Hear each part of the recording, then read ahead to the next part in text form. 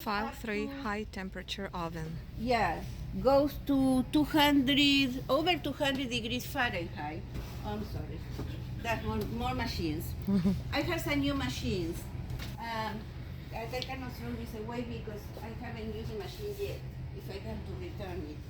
So when we work with a Renee, if you use glassware, you have to bake it.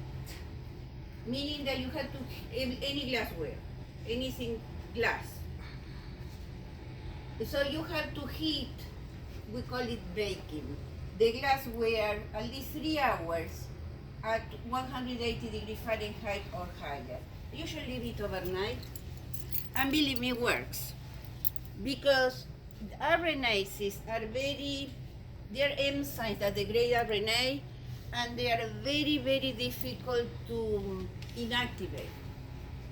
The only, well, there are other ways to inactivate, but this is a safe way and cheap way.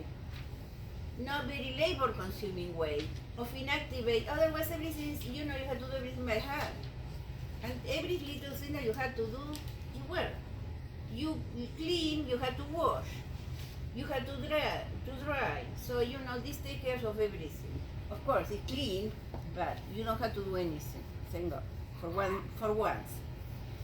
The next machine that is very much in use, not now, but is a lyophilizer. This thing. You put your sample in here. Come closer. Come on, it doesn't matter.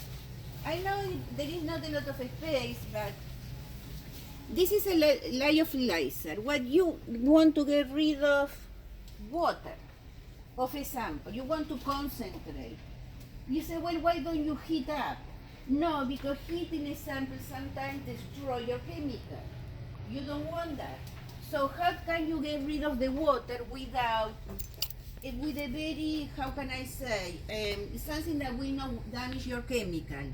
With this, what you do is you freeze your sample, freeze, and then you put the frozen sample here. You can freeze in this flask, it won't break. And then we have a high vacuum pump that you can see over here. So, right here, right there. It's a special pump. And what happens is the vacuum is so low that the water will go from solid to vapor without going through the liquid phase. That's the best way you can concentrate the sample without damaging the chemicals or losing the chemicals. Some of the chemicals are really, you can lose them by heating up the sample, right? Like alcohol. I wouldn't concentrate the sample with alcohol heating because I will lose all the alcohol, right? This will allow you maybe to conserve some of the alcohol, okay? So I don't know how much, but some.